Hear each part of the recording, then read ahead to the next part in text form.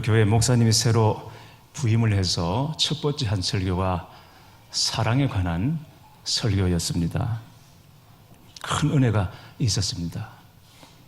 그런데 다음 주에도 똑같은 설교를 했습니다. 지난주와 똑같은 그런 설교를 했습니다. 교인들이 좀 이상하다 생각했지만 막 부임을 해서 정신이 없어서 지난주에 한 설교인 줄 모르셨나 보다. 그리고는 넘어갔습니다. 그러나 그것으로 끝이 아니었습니다. 그 다음 주에도 또 그 다음 주에도 계속 같은 설교를 되풀이했습니다. 견디다 못한 교인들이 따졌습니다. 왜 매주일 같은 설교를 하냐고. 목사님이 설교 준비를 안 하고 너무 게으른 것 아니냐고 따져 물었습니다. 그러자 목사님이 말했습니다. 설교를 왜 하겠습니까? 설교란 듣고 지켜 행하도록 하나님께서 주시는 말씀인데 설교를 해도 변화가 없으니까 될 때까지 해야 되는 것 아니겠습니까? 라는 얘기를 했습니다. 사실 이런 이야기가 나오면 우리 마음에 걸리는 게 참 많습니다. 사랑이라는 주제는 기독교 복음의 핵심이지만 그러나 우리에게는 언제나 풀지 못한 숙제와도 같은 것입니다. 사랑하라. 이 명령에 자유롭거나 속 편한 사람은 우리 중에 아무도 없을 것입니다. 그렇다고 되면 되는 거고 안 되면 안 되는 것이라고 듣고 넘어갈 수도 없는 문제입니다. 왜냐하면 사랑을 빼버리고 나면 복음은 껍데기밖에 남지 않는 것이고 더더군다나 주님께서 오늘 굉장히 심각한 말씀을 우리에게 하고 계시기 때문입니다. 10절 말씀을 보시겠습니다. 이러므로 하나님의 자녀들과 마귀의 자녀들이 드러나나니 무릇 의를 행하지 아니하는 자나 또는 그 형제를 사랑하지 아니하는 자는 하나님께 속하지 아니하니라. 여기 보면 두 종류의 사람이 나옵니다. 하나님의 자녀들과 마귀의 자녀들. 세상에 가지가지 사람들이 굉장히 많은 것 같지만 그러나 성경은 딱 두 부류로 나눕니다. 하나님의 사람, 마귀의 자녀 이렇게 나눕니다. 그러면 하나님의 자녀는 어떤 사람이고 마귀의 자녀는 어떤 사람을 말하는 것인가? 교회 안에 있는 사람들은 하나님의 자녀고 교회 바깥에 있는 사람들은 마귀의 자녀인가? 그렇게 단정할 수가 없습니다. 말씀을 다시 보십시오. 하나님의 자녀와 마귀의 자녀가 나누어지는 분기점이 어디에 있는지 그 기준이 무엇인지 여러분 말씀을 잘 보십시오. 무릇 의를 행하지 아니하는 자나 또는 그 형제를 사랑하지 아니하는 자는 하나님께 속하지 아니하니라. 의를 행하지 않는 사람, 죄를 짓고 부정한 일을 행하는 사람, 그리고 형제를 사랑하지 않는 사람은 하나님의 자녀가 아니라 마귀의 자녀라고 말씀하고 있습니다. 정말 충격입니다. 듣고 싶지 않은 말씀입니다. 깊이 생각하고 싶지도 않고 좀 더 편안적으로 해석을 해보고 싶은 유혹이 있습니다. 그러나 하나님의 말씀이니까 그렇게 할 수가 없습니다. 여러분, 말씀을 있는 그대로 보십시오. 의를 행하지 않고 형제를 사랑하지 않는 자는 하나님께 속한 자가 아니라 의를 행하지 않는 것과 형제를 사랑하지 않는 것은 사실 뿌리가 하나입니다. 같은 뿌리에서 나온 것입니다. 그 뿌리는 마귀입니다. 마귀가 계속해서 우리에게 죄를 짓게 합니다. 부정한 일을 행하게 하고 의롭지 못하게 하고 형제를 사랑하지 못하고 미워하게 만드는 것입니다. 요한 사도는 가인의 예를 들고 있습니다. 12절 말씀 함께 보시겠습니다. 가인같이 하지 말라. 그는 악한 자에게 속하여 그 아우를 죽였으니 어떤 이유로 죽였느냐? 자기의 행위는 악하고 그의 아우의 행위는 의로움이라. 가인은 동생 아벨을 죽인 최초의 살인자입니다. 왜 죽였습니까? 이유 없이 죽였겠습니까? 그렇지 않습니다. 자기 행위는 악하고 아벨의 행위는 의로웠기 때문에 죽였다는 것입니다. 아시는 것처럼 창세기 4장에 보면 하나님께서 가인의 제사는 받지 않으시고 아벨의 제사는 연락하셨습니다. 이 말씀에서 하나님이 받으시는 예배와 받지 않는 예배의 전형을 우리는 볼 수 있죠. 중요한 것은 예배자의 마음이라는 것입니다. 하나님께서는 가인과 그의 제사를 받지 않으셨고 아벨과 그의 제사는 받으셨습니다. 이것 때문에 가인이 화가 났습니다. 동생을 시기하고 미워하게 됐습니다. 그래서 동생을 죽여버리는 것입니다. 여러분 보십시오. 아벨이 뭘 잘못했습니까? 아무것도 잘못한 것이 없습니다. 그는 그저 하나님께 예배 드린 것밖에 없습니다. 그런데 가인은 그런 아벨이 미운 것입니다.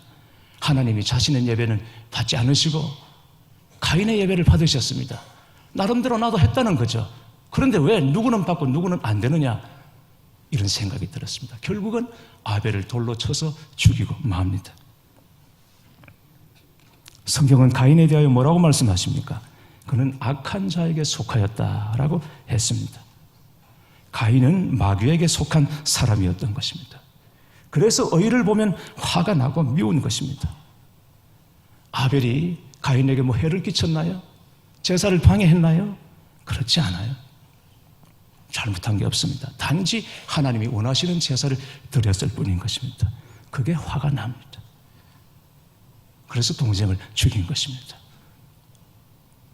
교회 여러분, 우리도 세상에서 이런 경우를 당할 수 있다라고 말씀하고 있습니다. 그냥 말씀대로 살려고 했을 뿐입니다. 신앙의 양심을 따라 살려고 했을 뿐입니다. 그런데 그것 때문에 세상에서 미움을 받습니다. 시기를 당하고 업신여김을 당합니다. 그러나 요한 사도는 여기에 대하여 말합니다. 형제들아, 세상이 너희를 미워하여도 이상히 여기지 말라. 말씀을 따라 살려고 했을 때, 신앙의 양심을 따라 살려고 했다가 미움을 당한 때, 그것 때문에 너희가 이상히 여기지 말라. 그거는 오히려 당연한 것이다. 우리가 진짜 제대로 예수님을 믿으면서 우리가 하는 모든 일에 모든 자리에서 다 박수를 받으며 살 수는 없다는 것입니다. 예수님께서 직접 말씀하셨습니다.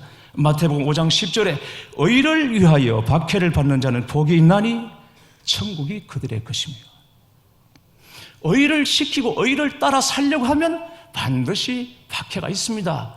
어려움이 있습니다. 다 박수받고 자리 깔아주지 않습니다. 그때 박해가 있어도 어려움이 있어도 이상히 여기지 말라. 그건 당연한 거다. 지금 제대로 잘 가고 있는 것이다. 주님 말씀하시는 거죠. 그러나 정직하게 생각해 봐야 합니다. 뭔가 하면 나는 과연 가인과 다른 사람인가 하는 것입니다. 저와 여러분이 가인과 다른 사람인가? 사람은 누구에게나 자기 의라는 것이 있습니다. 자신을 의롭다고 여기는 것입니다. 이것은 누가 가르쳐 준 것도 아니고 어디 가서 배운 것도 아니고 그냥 본성적입니다. 사람이 날 때부터 그렇게 타고나는 것입니다. 아이들을 보시면 잘 알 수 있죠. 유치원이나 어린이집 같은 데서 지금 아이들을 잘못 돌봐서 야단 맞는 것들이 굉장히 많죠. 유치원 선생님들, 부모들 굉장히 많죠. 집중 포화를 당합니다. 여론에 아주 몰매를 맞죠. 문매를 맞죠. 그런데 여러분, 그분들의 얘기를 또 들어보면 딴 얘기가 또 있어요. 이게 언론에 밝혀지는 것은 그냥 선생님들이, 부모들이 아이들을 제대로 돌보지 못했다 이렇게 나오지만 실제로 그 속에서 들어가서 아이들하고 부대끼는 그 사람들의 얘기를 들어보면 또 다르다는 것입니다.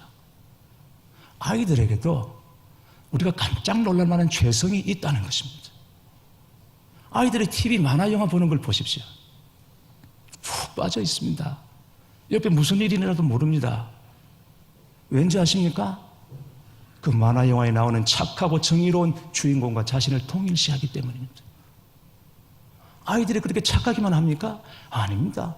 아이들도 끔찍한 죄성이 있습니다. 그러나 아이들은 절대 악당 편은 아닙니다. 이건 본능적인 것입니다. 지금 우리 안에도 그런 것이 있다는 것이죠. 그래서 남이 하면 불륜이고 내가 하면 로맨스가 되는 것입니다.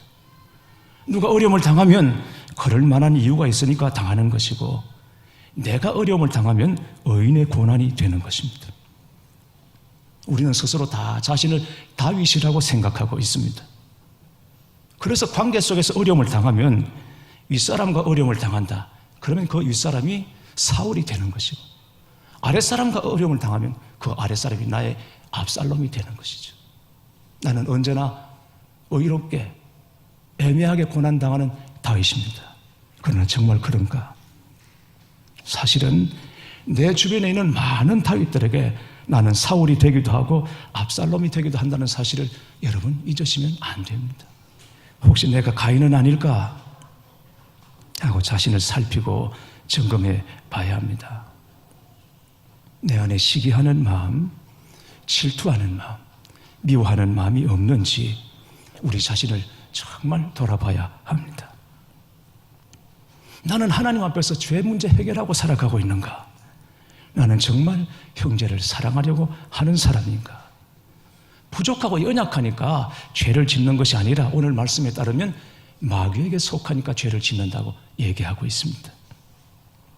형제가 미운 짓을 하니까 미워하는 것이 아니라 마귀에게 속았기 때문에 형제를 미워하는 것이라고 말하고 있어요. 14절 말씀을 보십시오. 우리는 형제를 사랑함으로 사망에서 옮겨 생명으로 들어간 줄을 알거니와 사랑하지 아니하는 자는 사망에 머물러 있느니라. 형제 자매를 사랑하면 그는 구원받은 하나님의 사람입니다. 그는 사망에서 생명으로 옮겨진 사람입니다. 그러나 사랑하지 아니하는 자는 사망에 머물러 있다고 말씀하고 있습니다. 도둑질을 하거나 강도질을 해서 들키면, 그래서 붙잡히면 어떻게 됩니까? 잡혀 들어갑니다. 감옥에 들어갑니다. 그러나 형제를 미워했다고, 형제를 사랑하지 않았다고 잡혀 들어가지는 않습니다. 세상의 기준으로는 그건 죄도 아니기 때문입니다. 그러나 하나님의 입장에서 보면 완전히 다릅니다. 형제를 미워한 죄, 감옥에 들어가는 정도가 아니라 지옥에 들어갈 죄라고 말하고 있습니다. 15절 말씀이죠. 그 형제를 미워하는 자마다 살인하는 자니 살인하는 자마다 영생이 그 속에 거하지 아니하는 것을 너희가 아는 바라. 형제를 미워하는 자는 살인하는 자고 그에게는 영생이 없다는 것입니다. 영생이 없다면 뭘 말하는 겁니까, 여러분? 영생이 없다면 뭘 말하는 거죠? 이게 주님께서 이 말씀을 강조하시다 보니까, 이 의미를 강조하시다 보니까 좀 그렇게 과하게 말씀하신 것이구나, 그렇게 생각할 수도 있겠죠. 우리가 그렇게 이해하고 싶을 수도 있습니다. 그러나 여러분, 그건 다 우리 생각이고 말씀하시는 분은 주님이십니다. 하나님이십니다. 우리는 말씀을 그대로 받아야 합니다. 이거 말을 하다 보니까 좀 과장해서 웬만해서는 우리가 잘 안 들으니까 좀 과하게 표현한 것일 것이다, 그렇게 생각하는 것은 어디까지는 다 우리 생각이고 주님은 이대로 말씀하고 계십니다. 천국 있다, 지옥 있다, 여러분 어떻게 생각하세요? 목사님 그런 거야, 저 아래층에 내려가서 아이들한테나 얘기를 해야지, 지금 우리한테 무슨 얘기? 천국과 지옥, 그런 얘기를 하십니까? 생각하실 수도 있겠죠. 어느 교회 주일학교 설교 시간에 전도사님이 아이들에게 말했습니다. 여러분 중에 천국 가고 싶은 사람 손 들어보세요. 아이들이 하나같이 다 손을 번쩍 들었습니다. 그런데 그 중에 오직 한 아이만 손을 들지 않았어요. 전도사님이 물었습니다. 너는 천국에 가고 싶지 않니? 그런데 그 아이가 진지하게 말했습니다. 전도사님, 저는 천국 못 가요. 왜? 엄마가 예배 끝나면 곧바로 집으로 오라고 그랬어요. 천국 못 간다는 거예요. 여러분, 사람들이 너무 겁없이 말을 해요. 그럼 지옥 간다, 이런 말은 우리가 함부로 할 수 있는 말이 아니죠. 우리 영역이 아니니까. 여러분, 그렇더라도 너무 겁없이 지옥이 어떤 곳인지 가보면 알겠지, 지옥 가면 가는 거지, 이런 식으로 말하는 것은 너무 겁이 없습니다. 이건 너무 무모한 것입니다. 지옥이 어떤 곳입니까? 누군가 말했습니다. 지옥이 어떤 곳인가 하면 이 세상에 있는 모든 나무를 다 모아서 땔감으로 삼아도 지옥불의 불쏘시개에 불과하다. 그 정도로 지옥이 고통스러운 곳이라고 했습니다. 누가복음 16장에 나오는 부자와 거지 나사로 이야기 여러분 잘 아실 것입니다. 부잣집 상에서 떨어지는 부스러기로 연명하던 나사로가 죽었습니다. 그는 죽어서 천국 갔고 날마다 잔치를 벌이고 연락하던 부자도 죽었는데 그는 죽어서 지옥 갔습니다. 근데 거기 보면 이 지옥에 관하여 잠시 언급하고 있습니다. 부자는 지옥 불 속에서 너무너무 뜨겁습니다. 온몸이 타들어갑니다. 그런데 죽지는 않습니다. 그 지옥 불구덩이 속에서 너무너무 뜨거워서 이 물 한 컵, 이거 아니고 여러분, 이 한 컵 정도가 아니고 손가락으로 찍어서 손끝에 묻은 이 물 한 방울만이라도 내 혀에 대해서 좀 서늘하게 해달라고 애원을 하죠. 그런데 그것마저도 허락되지 않습니다. 그러자 이 부자가 울부짖습니다. 그러면 제발 내 집에 사람을 보내서 형제 5이 있는데 그들만은 절대로 여기 오지 않게 해달라고. 그렇게 말했던 것이 지옥이에요. 그게 지옥이에요. 그런데 여러분, 형제를 미워하는 자는 이미 그 지옥을 경험하고 있는 것과 같습니다. 미움은 끓는 물과 같아서 자기 속에 담아두면 자기가 되고 남에게 쏟아버리면 상대방이 화상을 입게 되는 것입니다. 미움이 곧 지옥입니다. 교회 여러분, 여러분의 가정을 보십시오. 가정에 사랑이 없고 미움이 가득하면 가정이 지옥됩니다. 교회를 보십시오. 교회 사랑이 없고 미움으로 가득하면 교회에서 지옥을 경험하게 되는 것입니다. 사랑이 있어야 할 자리에 미움이 있으면 천국 같아야 할 가정과 교회에서 생지옥을 경험하게 되는 것입니다. 아무쪼록 부디 여러분은 가정에서나 교회에서나 일터에서나 어디에서나 천국 백성으로 살아가시기를 주님의 이름으로 축복합니다. 복음이 무엇입니까? 굿뉴스. 말 그대로 기쁜 소식입니다. 은혜로운 말씀입니다. 그러나 오늘 말씀은 복음이어도 우리가 편히 들을 수 있는 말씀은 아닙니다.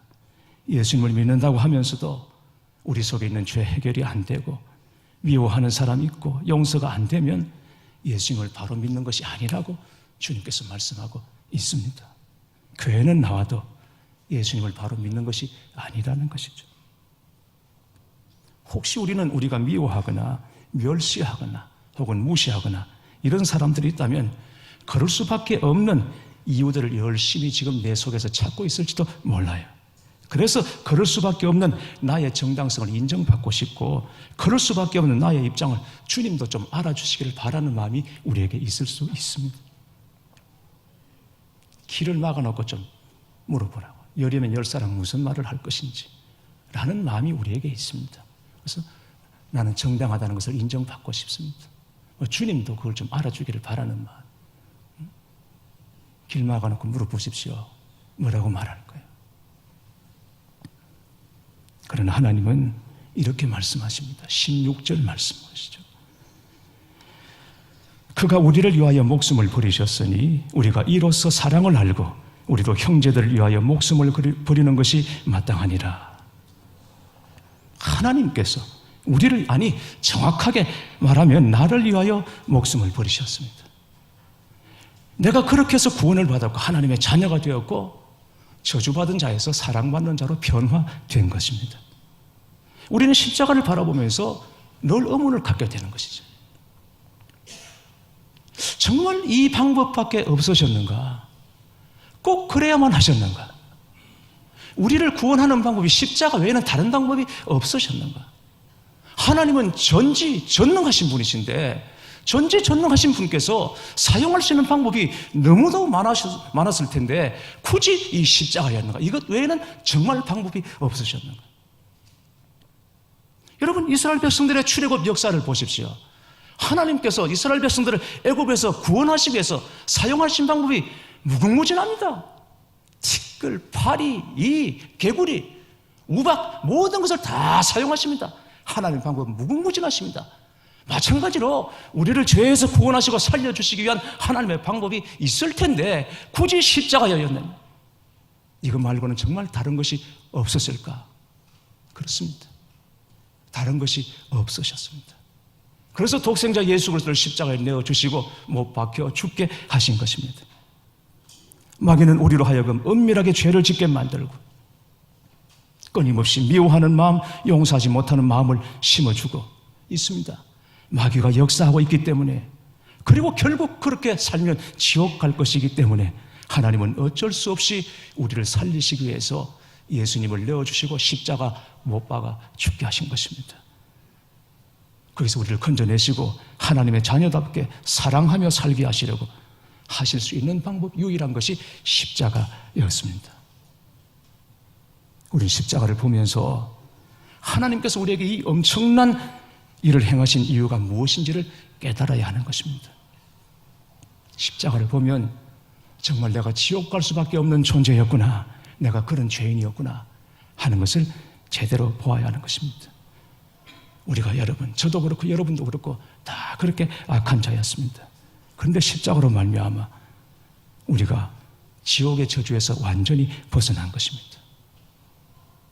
내가 할 수 있다 없다 그렇게 말하기 전에 이 복음 앞에 다시 서보라는 것입니다. 십자가 복음 앞에 다시 서보라는 것입니다. 이 십자가 외에는 다른 방법으로 나를 살리실 방법이 없으셨기 때문에 주님께서 못 박혀 돌아가시고 그리고 나를 건져주시고 저주에서 풀어준 이 십자가를 바라보고 할 수 있다 없다를 판단하라 하는 것입니다. 형제를 사랑하라, 이 말씀 앞에 우리는 여전히 머리를 들 수 없는 입장이지만 그래도 내가 이건 아니구나, 내가 이래서는 안 되겠구나 하고 깨달아지는 것이 있다면, 그리고 그 빈도가 이전보다 여러 번 빨라지고 있다면 우리 안에서 성령의 역사가 일어나고 있고 사랑의 역사가 일어나고 있음을 믿으시기 바랍니다. 성령의 역사입니다. 절대 가볍게 보시면 안 됩니다. 빌립보서 2장 13절에 말씀하십니다. 너희 안에서 행하시는 이는 하나님이시니 자기의 기쁘신 뜻을 위하여 너희에게 소원을 두고 행하게 하시나니. 하나님은 하나님의 기쁘신 뜻을 이루시기 위해서 저와 여러분 안에 소원을 주십니다. 하나님의 소원을 주십니다. 하나님의 뜻대로 말씀대로 살고 싶어하는 소원을 주십니다. 물론 우리 육신은 자꾸 옛날로 돌아가고자 하는 관성이 있지만 그것만 있는 것이 아닙니다. 우리 속에 하나님이 주시는 소원이 있습니다. 하나님이 주시는 그 소원에 우리가 순종해보라는 것입니다. 아멘 하고 한번 무릎을 꿇어보라는 것입니다. 그러면 주님께서 하십니다. 성령이 하시는 것입니다. 사람은 할 수 없지만 성령이 하게 하십니다. 그래서 내가 할 수 있습니다, 그건 안 됩니다 라는 말 이전에 이 복음 앞에, 이 진리 앞에 우리가 서는 일이 너무너무 중요합니다. 이 시간에 우리 자신을 조금 더 열어서 주님 앞에 내어놓으십시다.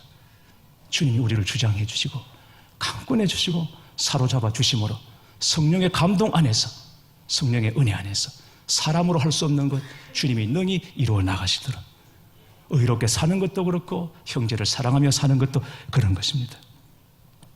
그렇게 함으로 한 세상 살아가시는 이 삶 절대 여러분 지옥처럼 살아가지 마시고 영원한 천국 백성으로 천국을 약속받고 사실 뿐 아니라 이 땅에 사는 날 동안에도 여러분 가정에서, 교회에서, 일터에서, 어디에서나 천국 백성으로 천국의 복을, 하나님 나라의 복을 누리며 살아가시는 여러분이 되시기를 주님의 이름으로 축원합니다.